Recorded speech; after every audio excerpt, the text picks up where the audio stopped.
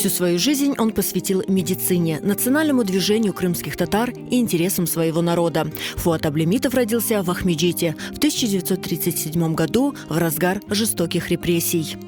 Родился практически в первом роддоме. Мать была фармацевтом, работала, а отец преподавал в сельхозтехникуме, который находился вот площадь Куйбышева, где сейчас винзавод какой-то, да, вот где остановка есть. Парк вот этот детский, насколько я знаю, было как раз сады этого сельхозколледжа, институт или колледж, скорее всего. Он преподавал там.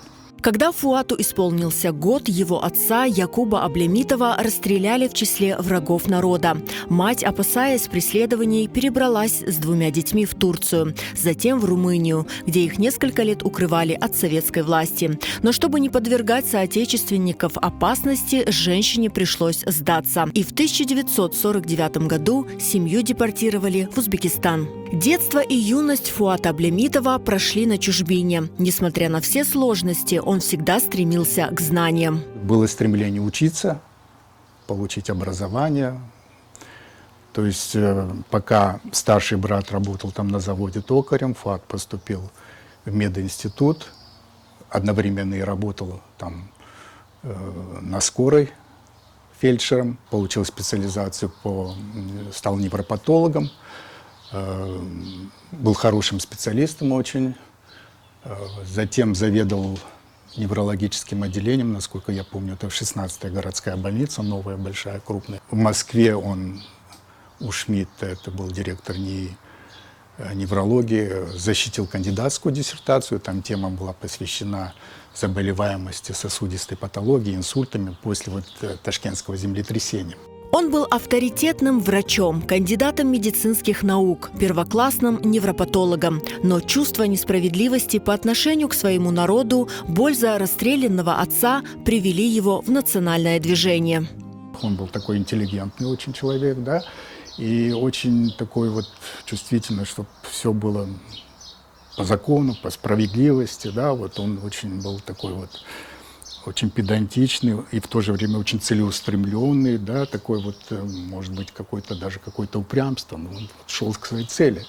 Видите, он многого достиг, вроде бы профессионально, да, кандидат наук, там, может быть, перспектива еще была там и дальше развиваться, да, по специальности, по науке и прочее, но тем не менее, вот он сделал выбор, что все, обрубил так. Рискуя свободой, жизнью и карьерой, Фуат Аблемитов стал одним из лидеров национального движения. Он исколесил весь Узбекистан, организовывая собрания и митинги, принимал участие в подготовке информационных листов и документов. Лето 1987 года вошло в историю национального движения как время самых массовых и беспрецедентных акций протеста крымских татар на Красной площади в Москве, одним из руководителей которых был Фуат Аблемитов. Он поехал в Москву, в общем-то, для того, чтобы ближе быть к этому движению, к диссидентскому, потому что все это было сконцентрировано в Москве, не так на периферии. Это в 1987 году только вот началась перестройка, начала как бы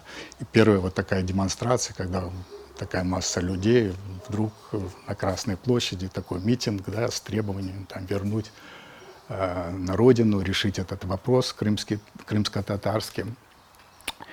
И такая была заставочка, что я помню, это до сих пор мы сидели перед телевизором, смотрели вот эти новости, все, и вдруг показывают Фуата в таком кружочке, значит, что вот, представьте, как там экстремистами начали называть, да, прочее, да. Ну, чуть ли не шпион. Я помню, еще мама так посмотрела, говорит, ой, жалко Фуата, вот отца его так расстреляли, его сейчас вот уже посадят. Фуат Аблемитов вернулся на родину в 1990 году и продолжал свою борьбу уже в Крыму. Это уже был 90-й год. Фуат мне позвонил, говорит, вот я решил уже возвращаться, ехать в Крым, потому что здесь начались вот самозахваты, все это, говорит, ребята там живут в таких условиях, надо и медицинскую помощь оказывать, да. Вот, если ты хочешь, поехали вместе. Мы собрали здесь из подручных материалов такой вот, на его участке, такую из панели вот, финского домика, такой как вагончик, нары сделали. И вот мы все это время жили, пока не построили в этом вагончике. Ну, не вагончик, это домик такой, как времянка. Нары были, обогревались практически вот, ну, газовой плиткой, скажем. Света не было. Вода. Мы ездили на машине, вот тут в роднике набирали эту воду. И когда только приехали, конечно, ну, надо искать работу. Звонишь, там, в какую-то поликлинику, нужен такой специалист. Да, конечно, нужен, подходите. Приходим, дверь открываем, они как видят. Мы говорим, ну вот, вы же звонили, вы...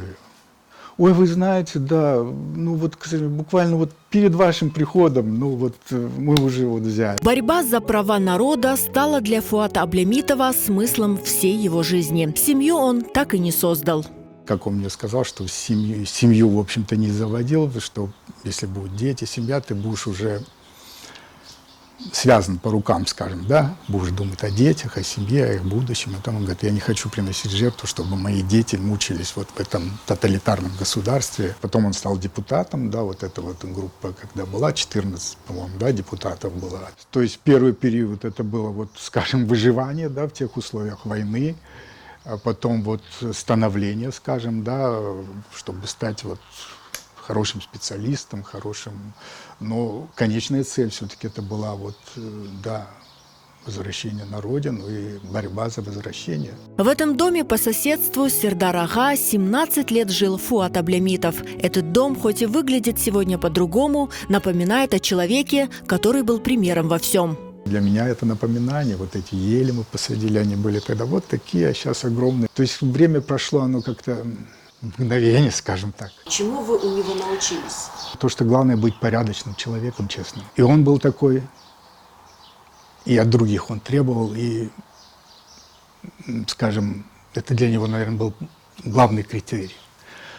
Ну и второе, если брать профессиональную точку, это быть хорошим специалистом. Конечно, он был для меня авторитетом, примером. Характер у него довольно-таки был тяжелый, может быть, окружающим не всем было легко с ним общаться и работать, потому что он был, во-первых, как вам сказать, очень требовательный к себе, и от этого же требовал и от окружающих. Был очень педантичный, у него все было, вот кто с ними общался, если дома к нему придете, все разложено, там не у каждой женщины, там в доме все чисто, все блестит, ни пылинки. Но Фуат, он такой был очень, знаете, спокойно, но целеустремленный, настойчивый, он к своей цели шел. В 2007 году после продолжительной болезни, перенеся инфаркт и инсульт, Фуат Аблямитов скончался. Он остался в истории как достойный сын своего народа и достойный потомок расстрелянного поколения крымских татар, реабилитированных историей и жизнью.